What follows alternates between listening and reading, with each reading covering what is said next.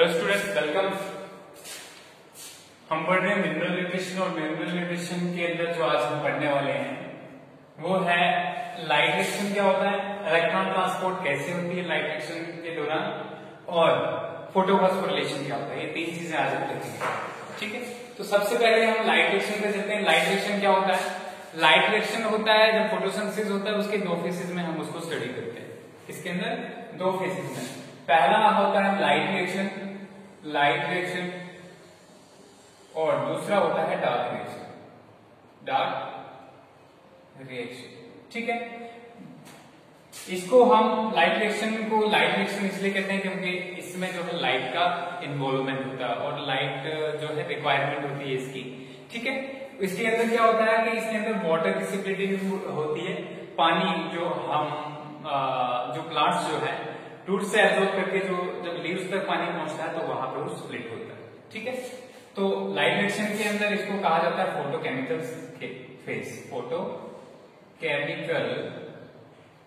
Phase, ठीक है। दूसरी तरफ है हमारे पास डार्क रिएक्शन जो है, इसका ये मतलब नहीं कि अंधेरे में होता है, ठीक है। लाइट के प्रेजेंस में भी होता है, लेकिन लाइट जो है उसके प्रोडक्ट पे डिपेंड होता है, तो इसका जो है अल्टरनेटिवली नाम रखा हुआ है, ठीक है, डार्क रिएक्शन। इसको हम दूसरा नाम कहते हैं बायोसिंथेटिक फेज,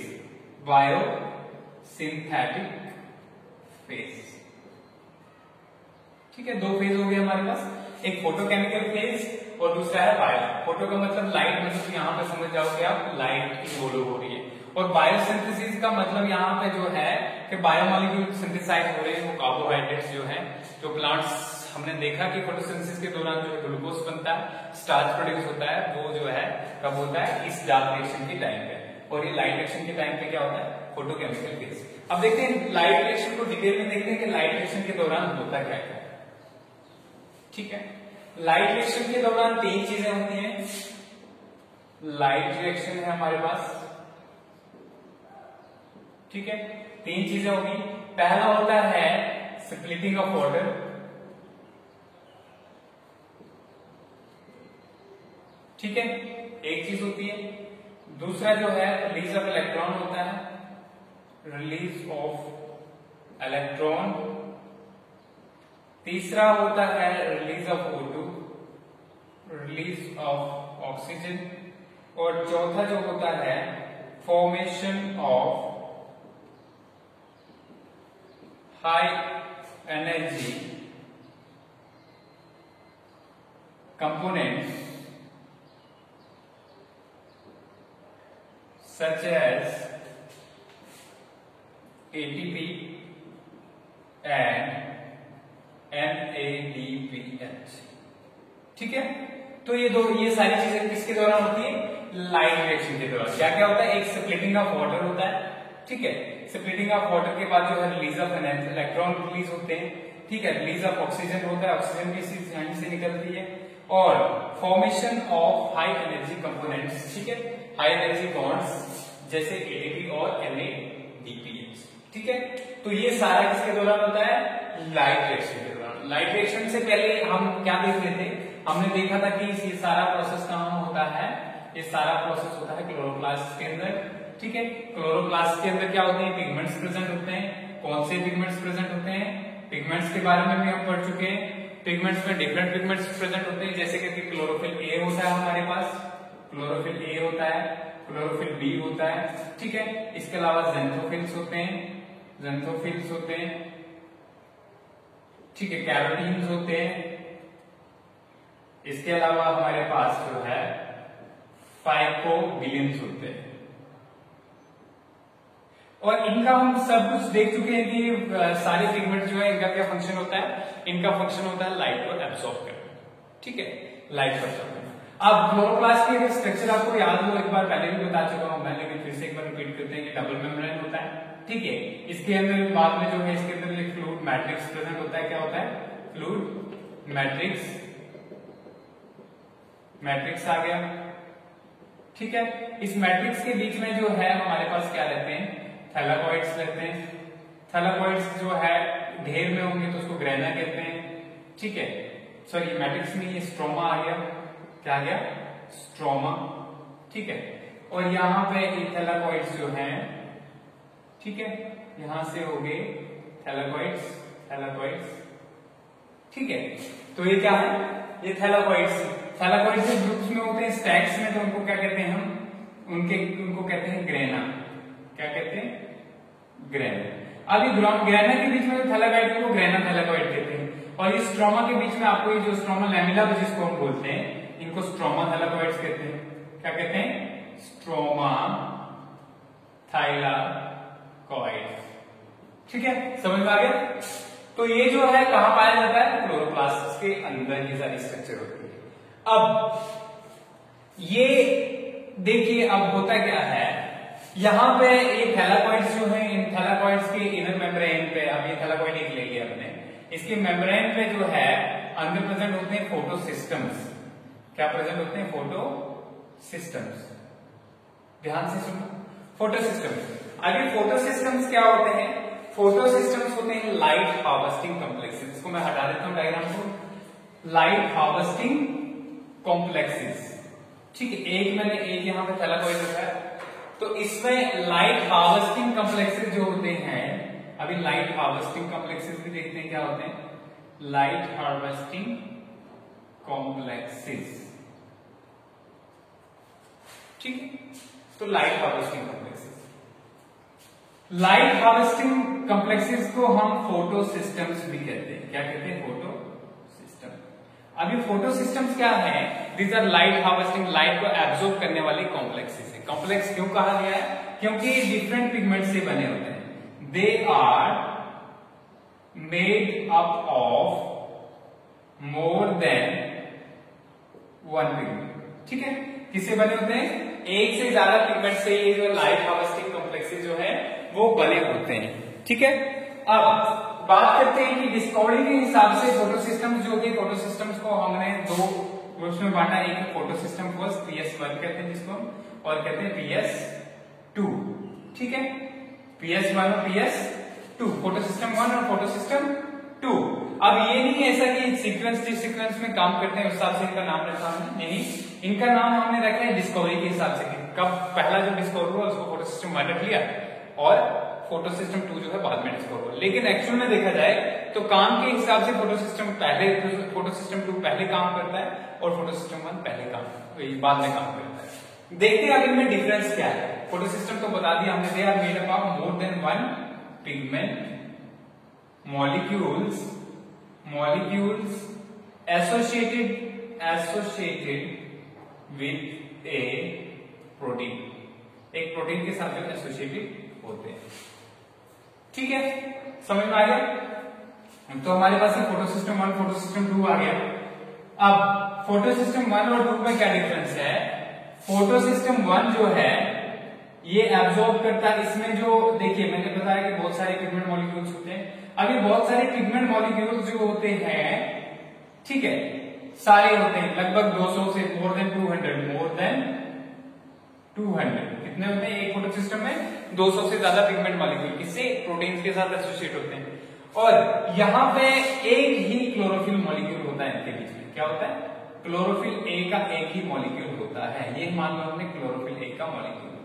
अभी क्लोरोफिल ए मॉलिक्यूल जो है कितने वेवलेंथ की रेडिएशंस को एब्जॉर्ब करता है उस हिसाब से इन फोटोसिस्टम का नाम है, ठीक है।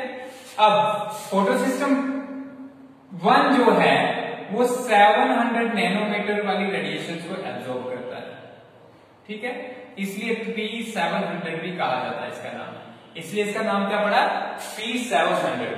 ऑन द अदर हैंड अगर फोटोसिस्टम सेकंड की अगर हम बात करें तो वो 680, ठीक है, 680 नैनोमीटर की रेडिएशंस को एब्जॉर्ब करता है, इसलिए उसका नाम क्या पड़ा, फोटोसिस्टम सेकंड पड़ा, ठीक है, समझ गए, यहां तक हो गया। अब देखते हैं होता क्या है,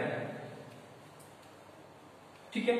सिस्टम में क्या होता है, सबसे पहले होता है यहां पे स्प्लिटिंग ऑफ वाटर, पानी कैसे टूटता है, ठीक है। पानी जो टूटता है हमारे पास, पानी टूटने के लिए इस थैलाकोइड जो मैंने ये बनाया हुआ था इसके अंदर एक कॉम्प्लेक्स होता है जिसको बोलते हैं water splitting complex, water splitting complex, ठीक है, वाटर स्प्लिटिंग कॉम्प्लेक्स कहते हैं। और ये वाटर स्प्लिटिंग कॉम्प्लेक्स जो है वो पानी को तोड़ता है। कैसे टूटता है पानी? मान लो हमारे पास 4H2O है, तो हमें इसमें मिलेगा 4H पॉजिटिव, ठीक है, plus 4H positive plus 4OH negative, ठीक है, ये मिलेगा। 4H2O टूटेगा जब स्प्लिटिंग इस वाटर कॉम्प्लेक्स की उसमें टूटेगा, तो क्या मिलेगा हमें? 4H positive plus 4OH negative. अब इसको 4OH नेगेटिव जो है हमारे पास 4OH नेगेटिव जो है वो फिर से टूटेगा, तो क्या बनेगा हमारे पास? हमारे पास बनेगा O2, ठीक है, यहाँ पे प्लस 2H2O, ठीक है। क्या क्या मिला हमें? एक तो हमारे पास प्रोटॉन्स मिले, ठीक है, एक हमारे पास क्या मिला यहाँ पे ऑक्सीजन मिला, और साथ में 4 इलेक्ट्रॉन्स भी मिलेंगे। क्या मिलेंगे? 4 इलेक्ट्रॉन्स भी मिलेंगे। तो ये सारी चीजें हमें मिली। अब देखिए क्या क्या बोल रहे थे। पहला होता है स्प्लिटिंग ऑफ वाटर। जब पानी टूटा, किससे टूटा? वाटर स्प्लिटिंग कॉम्प्लेक्स से। वाटर स्प्लिटिंग कॉम्प्लेक्स एक प्रोटीन होती है जिसके ऊपर Mn4 पॉजिटिव, ठीक है, ठीक है। इसके अलावा आ गया हमारे पास मैग्नीज जो है, कैल्शियम जो है, क्लोरीन पाया जाता है Ca2 पॉजिटिव और Cl नेगेटिव। ये इस कॉम्प्लेक्स के ऊपर जो है ये आयंस पाए जाते हैं, ठीक है। ये आयंस जो है ये इस कॉम्प्लेक्स के ऊपर प्रेजेंट होते हैं। जब तक ये फंक्शन नहीं करते तब तक ये इसके ऊपर प्रेजेंट नहीं होते। क्या क्या होता है? मैग्नीज होता है, कैल्शियम होता है और क्लोरीन होता है। ये तीन चीजें होती है, ठीक है, समझ आ गया? क्लोरीन नेगेटिव, कैल्शियम पॉजिटिव और Mn पॉजिटिव, ये तीन चीजें होती है। इसमें वाटर स्प्लिटिंग कॉम्प्लेक्स में कहां पाया जाता है water splitting complex? Thylakoid membrane, thylakoid में इनर मेम्ब्रेन के अंदर, ठीक है, थैलाकॉइड के अंदर। ल्यूमन, ये थैलाकॉइड के अंदर जो स्पेस होती है इसको क्या कहते हैं? ल्यूमन कहते हैं। थैलाकॉइड कहां पाया जाता है? क्लोरोप्लास्ट के अंदर, ठीक है। क्लोरोप्लास्ट में थैलाकॉइड दो टाइप के होते हैं, एक ग्रेना थैलाकॉइड आ गया, एक स्ट्रोमा थैलाकॉइड आ गया, ठीक है, समझ आ गया। और ये अगर हम बात करें वाटर स्प्लिटिंग कॉम्प्लेक्स से कहां एसोसिएट होता है, तो ये होता है फोटो सिस्टम सेकेंड के, फोटो सिस्टम सेकेंड, ठीक है, उसके साथ एसोसिएटेड होता है, ठीक है। जहां फोटो सिस्टम सेकेंड होता है वहीं पे ये भी प्रेजेंट होता है। तो हमें क्या क्या मिल गया? ऑक्सीजन भी मिल गया, ऑक्सीजन भी मिल गया, और इलेक्ट्रॉन्स जो हमने देखा वाटर स्प्लिटिंग जब पानी टूटा था। अब क्या है हमारे पास? Formation of high energy. अब देखते हैं, अब देखिए ये photo system second, PS second, या इसको P सेकेंड को हम क्या लिखते हैं? P680 भी लिखते हैं फोटो सिस्टम, ठीक है।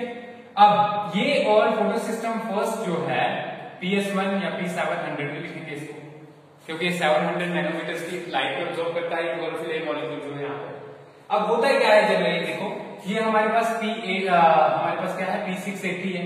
P680 में हमारे पास क्या है? 680 वाला क्लोरोफिल ए मॉलिक्यूल आ गया, ठीक है, क्लोरोफिल ए। इसके साथ में बहुत सारे क्या होंगे? दूसरे पिगमेंट्स होंगे। अभी पिगमेंट्स का, इन पिगमेंट्स का काम क्या है?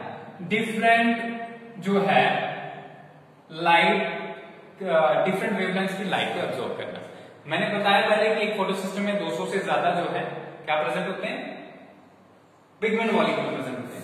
एक बार जब ये लाइट एब्जॉर्ब करते हैं तो ये इलेक्ट्रॉन को जो है न्यूक्लियस से थोड़ा दूर की तरफ जो है दूर बढ़ाते हैं, ठीक है।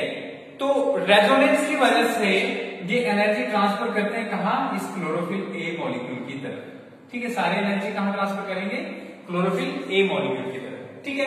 अब क्लोरोफिल ए मॉलिक्यूल में एक इलेक्ट्रॉन प्रेजेंट होगा, ठीक है, वो एक्साइट होके जो है, ठीक है, अपने न्यूक्लियस से दूर चला जाएगा, ठीक है। दूर जब चला जाएगा तो यहां पे एक चीज होगी हमारे पास, एक प्रोटीन होगी फेओफिटिन, जिसका नाम है फेओफिटिन, जो है इसको एक्सेप्ट करेगा, ठीक है। एक्सेप्ट किया इसने, इसे जंप किया इलेक्ट्रॉन ने एक्साइट होके, तो यहां पे फेओफिटिन ने इसको ले लिया, ठीक है। अब फेओफिटिन के बाद यहां से प्लास्टोक्विनोन है हमारे पास, प्लास्टोक्विनोन, और फिर हमारे पास इलेक्ट्रॉन ट्रांसपोर्ट चेन, क्या है? इलेक्ट्रॉन ट्रांसपोर्ट चेन, ETC कहेंगे, ठीक है। इलेक्ट्रॉन ट्रांसपोर्ट चेन में क्या क्या आता है? जैसे करके साइटोक्रोम C है, ठीक है, साइटोक्रोम सी, साइटोक्रोम एफ है, ठीक है, फिर प्लास्टोसायनिन है, प्लास्टोसायनिन, ये सारी चीजें हैं, ठीक है, ये हो गया। अब जैसे इलेक्ट्रॉन क्या करता है, यहां से जंप किया, जंप करने के बाद इसको फियोफिटिन ने पकड़ा, तो फियोफिटिन के बाद जो है ये इस इलेक्ट्रॉन ट्रांसपोर्ट चेन के थ्रू जो है एक जो प्रोटीन से दूसरे प्रोटीन में जाना स्टार्ट कर देगा, ठीक है, एक केमिकल से दूसरे केमिकल में जाना स्टार्ट कर देगा। मतलब ये इस प्लास्टोक्विनोन, फियोफिटिन प्लास्टोक्विनोन को देगा, प्लास्टोक्विनोन जो है साइटोक्रोम सीएफ कॉम्प्लेक्स को देगा, फिर वो ये क्या कहते हैं प्लास्टोसायनिन को देगा, ठीक है। तो यहाँ पे धीरे धीरे एनर्जी रिलीज होगी। जब ये प्लास्टोक्विनोन क्यू के ऊपर पहुंचेगा, ठीक है, तो क्यू के ऊपर जो है यहाँ पे एडीपी प्लस इनऑर्गेनिक फॉस्फेट जो है वो इसके साथ जो है ये प्लास्टोक्विनोन के साथ मिलके जो क्या बनाएगा एटीपी, मतलब हमारे पास क्या मिला हमें एटीपी मिला, ठीक है। तो याद रहे कि लाइफ रिएक्शन के दौरान क्या बना हमारे पास ATP, formation of high energy complexes such as ADP and NADPs. अब एनएडीपीएस भी देखेंगे हम कैसे बनता है, ठीक है, यहां तक हो गया। अब नेक्स्ट हम बात करते हैं कि जैसे ये इस इलेक्ट्रॉन ट्रांसपोर्ट चेन में प्लास्टोसायनिन के पास पहुंचा, किसके पास, प्लास्टोसायनिन के पास पहुंचा, तो फोटो सिस्टम यहाँ पे एट द सेम टाइम जो है फोटो सिस्टम सेकंड जो है ये इससे एक्सेप्ट कर लेगा, किससे एक्सेप्ट कर लेगा, प्लास्टोसायनिन, ठीक है। अब फोटो सिस्टम सेकंड जो है इसमें क्या होगा, एक क्लोरोफिल मॉलिक्यूल होगा, ठीक है, जिस जो 700 nm की जो लाइट एब्जॉर्ब कर रहा होगा और साथ में दूसरी पिगमेंट्स होंगे। अब ये फिर से ये भी एब्जॉर्ब करेगा लाइट को जब एब्जॉर्ब करेगा तो लाइट को एब्जॉर्ब करने के बाद ये फिर से जंप करेगा यहाँ पर, ठीक है, समझ आ गया। इलेक्ट्रॉन फिर से सिमिलरली जंप करेगा, समझ आ गया। तो इलेक्ट्रॉन जंप करने के बाद जो है हमारे पास जो इसको पकड़ने वाला होगा एक दूसरा क्लोरोफिल मॉलिक्यूल होगा जिसको कहते हैं एक्स, क्या कहते हैं, एक्स या A0 भी कहते हैं, ठीक है, दूसरा क्लोरोफिल मॉलिक्यूल एक्स। फिर से ये जो है इलेक्ट्रॉन ट्रांसपोर्ट चेन के थ्रू जो है नीचे की तरफ चलेगा और फाइनली किसके पास जाएगा, NADP के पॉजिटिव के पास जाएगा और क्या बनाएगा, NADPH बनाएगा, ठीक है, समझ आ गया। तो ये सारा प्रोसेस क्या है, इलेक्ट्रॉन ट्रांसपोर्ट चेन कहते हैं इसको, क्या कहते हैं, electron transport system, electron transport system. और हमारे पास बना क्या, एक एडीपी बना और एक NADPH बना, समझ आ गया। तो ये इलेक्ट्रॉन ट्रांसपोर्ट के अंदर लाइट एक्शन भी हो गया, लाइट एक्शन के अंदर हम पढ़ रहे हैं क्या क्या, स्प्लिटिंग ऑफ वाटर देख लिया हमने, ठीक है, रिलीज ऑफ इलेक्ट्रॉन देख लिया और रिलीज ऑफ O2 भी देख लिया, और formation of high energy components जैसे करके क्या क्या है हमारे पास, एक तो जो हमारे पास ये प्रेजेंट है एटीपी और दूसरा हमारे पास है NADP, ये दो चीजें हमें मिली। अब देखते हैं कि इसको फिर से एक बार देखो अच्छे से बनाते हैं, ठीक है, ताकि आपको क्लियरली समझ आए। इसको मिटा देता हूं मैं, ठीक है। ये देखिए हमारे पास क्या था, सबसे पहले फोटो सिस्टम सेकंड था, फोटो सिस्टम सेकंड ने क्या लिया, इसके ऊपर फोटो सिस्टम सेकंड के साथ क्या एसोसिएट है हमारे पास, इसके साथ एसोसिएट है, साइड पे रखते हैं इसको हम, वाटर स्प्लिटिंग कॉम्प्लेक्स, ठीक है, वाटर स्प्लिटिंग कॉम्प्लेक्स आ गया।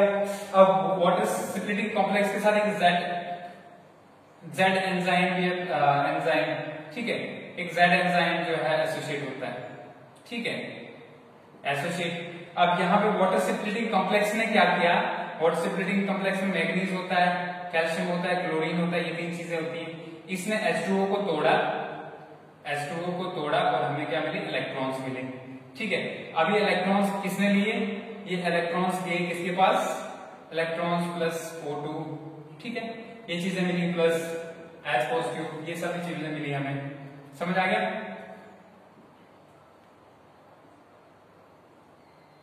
1/2 O2, 2 इलेक्ट्रॉन्स, ठीक है। अब यहाँ पे ये हो गया, 2 इलेक्ट्रॉन्स बने यहां से। अब इस फोटो सिस्टम सेकंड जो है इसने लाइट को एब्जॉर्ब किया और इलेक्ट्रॉन एक्साइट होकर, 2 इलेक्ट्रॉन्स हैं तो दोनों के एक्साइट होकर पहुंचे कहां, यहाँ 2 इलेक्ट्रॉन्स मान लेंगे, ठीक है। यहाँ पे किसने पकड़े, फियोफिटिन ने पकड़े, ठीक है। फियोफिटिन ने किसको दिए, प्लास्टोक्विनोन को, PQ मान लिया हमने, ठीक है। प्लास्टोक्विनोन ने फिर से जो है इलेक्ट्रॉन ट्रांसपोर्ट चेन को दिए, इलेक्ट्रॉन ट्रांसपोर्ट चेन जिसमें जो है साइटोक्रोम सी साइटोक्रोम कॉम्प्लेक्स है, प्लास्टोसाइनिन है, इसने दिए प्लास्टोसाइनिन को, ठीक है।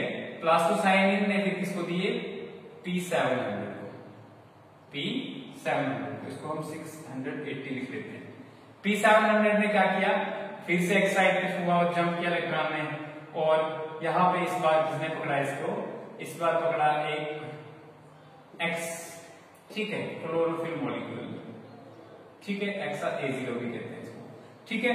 फिर से अगेन जो है ये इलेक्ट्रॉन ट्रांसपोर्ट चेन के थ्रू जो है इलेक्ट्रॉन ट्रांसपोर्ट चेन के थ्रू चला और कहां पहुंचा, NADP के पास पहुंचा, ठीक है, NADP के पास पहुंचा और NADP ने जो है NADP से क्या बना हमें NADPH मिला, ठीक है।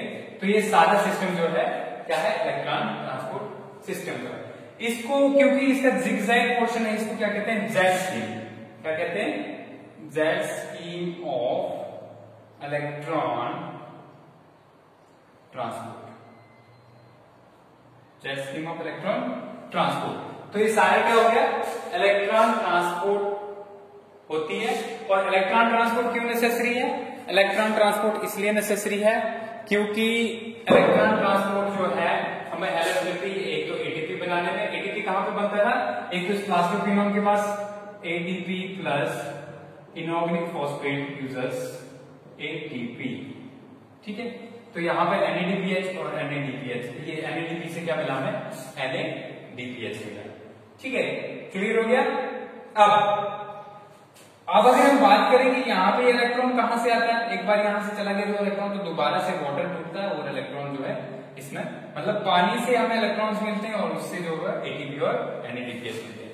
ये ATP और NADPH बाद में जो है नेक्स्ट में, जिसमें हमने देखा कि दो फोटोसिंथेसिस को दो फेजेस में पढ़ते हैं, एक तो लाइट रिएक्शन होता है और दूसरा जो है डार्क रिएक्शन होता है, ठीक है। और डार्क रिएक्शन बायोसिंथेसिस फेज में हम देखेंगे ग्लूकोज कैसे बनता है, उसमें ये दोनों चीजें यूज होंगी, ATP भी यूज होगा और NADPH भी यूज होगा।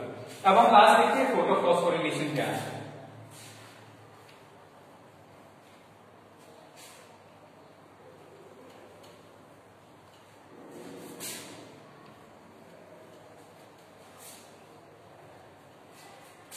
ठीक है, फोटोफॉस्फोरिलेशन हो गया हमारे पास। सबसे पहले फॉस्फोरिलेशन क्या होता है, फॉस्फोरिलेशन प्रोसेस होता है एटीपी फॉर्मेशन का। एटीपी जो क्या क्या है, एनर्जी रिच कंपाउंड्स हैं जो या तो रेस्पिरेशन के दौरान बनते हैं या तो फोटोसिंथेसिस के दौरान प्लांट्स के अंदर बनते हैं, ठीक है। रेस्पिरेशन के दौरान ह्यूमन बींग्स एनिमल्स में बनते हैं, ठीक है। तो फोटोफॉस्फोरिलेशन में क्या होता है, फॉस्फोरिलेशन, फोटो का मतलब जो है, फोटो का मतलब है लाइट, और लाइट की प्रेजेंस में जब फॉस्फोरिलेशन मतलब हमारे पास एटीपी बनते हैं तो उसको क्या कहते हैं, हम उसको कहते हैं फोटोफॉस्फोरिलेशन।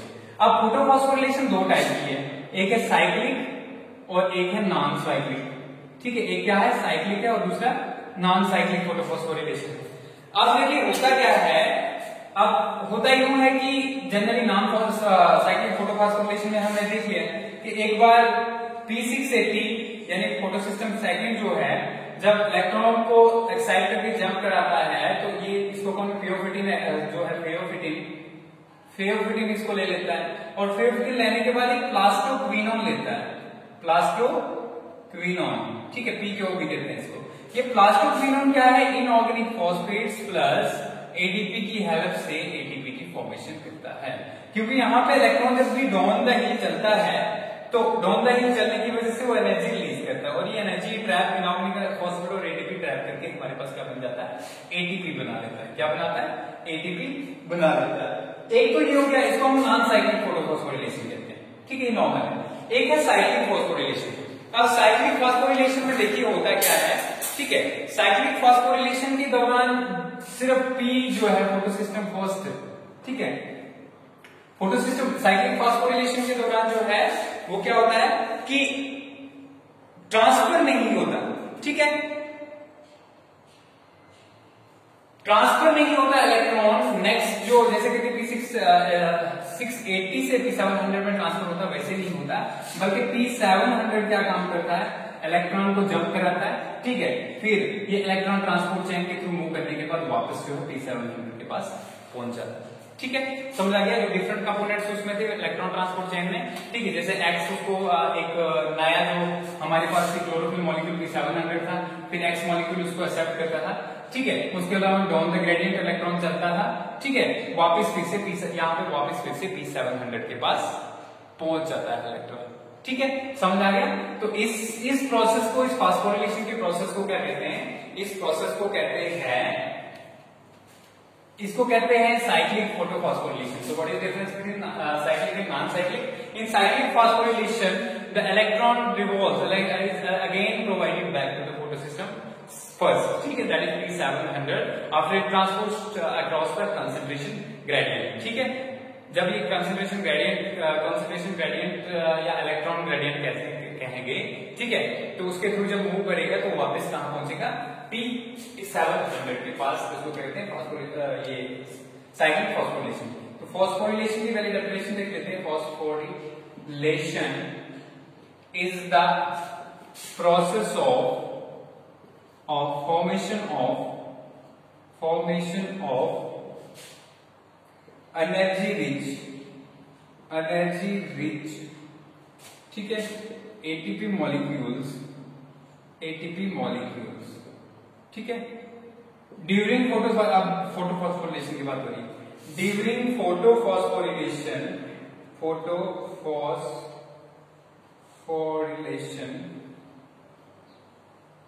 ठीक है, photophosphorylation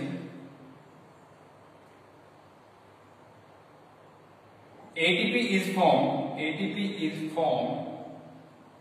from inorganic phosphate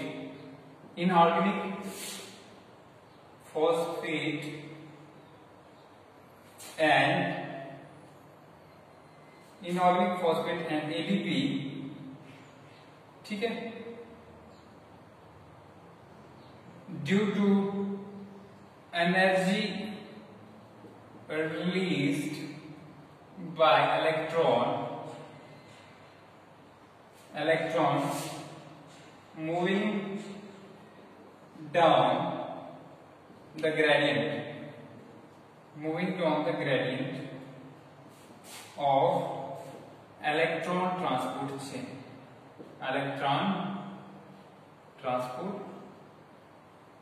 chain, ठीक है। तो ये सारा हो गया लाइट रिएक्शन। फिर से एक बार मैकेनिज्म देख लेते हैं हम, लाइट रिएक्शन का क्या होता है। मैकेनिज्म ऑफ लाइट रिएक्शन, ठीक है। लाइट रिएक्शन में सबसे पहले क्या होता है? लाइट रिएक्शन में सबसे पहले जो है हमारे पास होता है स्प्लिटिंग ऑफ वाटर, ठीक है, स्प्लिटिंग ऑफ वाटर। क्या देख रहे हैं अब हम? मैकेनिज्म ऑफ लाइट रिएक्शन, ठीक है। जब मैकेनिज्म ऑफ फोटोसिंथेसिस आएगा तो आपने mechanism of light reaction plus mechanism of dark reaction डालना है तो कंप्लीट हो जाएगा। स्प्लिटिंग ऑफ वाटर पहला होता है, ठीक है। तो सबसे पहले क्या होता है? Water splits with the help of water splitting complex which contains manganese, ठीक है, कैल्शियम एंड क्लोरीन,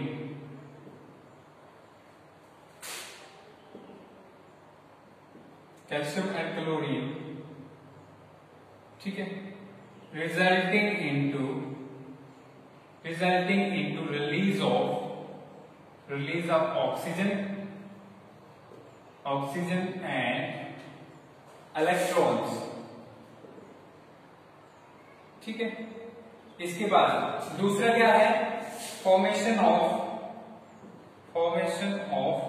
ATP और NADPH या एनर्जी रिच कंपाउंड्स भी बोल सकते हैं इनको, ठीक है। ये कैसे होता है? ठीक है, the electrons released during water splitting are transferred to transferred to photosystems where the electron moves across electron transport system, ठीक है, electron transport system down the gradient, energy along the gradient, resulting into formation of ATP and NADPH। ठीक है, तो ये सारा system mechanism हो गया किसका, लाइट रिएक्शन। ठीक है, इसी के साथ लाइट रिएक्शन ये जो है आपका खत्म होता है। फिर हम डार्क रिएक्शन को जो है नेक्स्ट लेक्चर में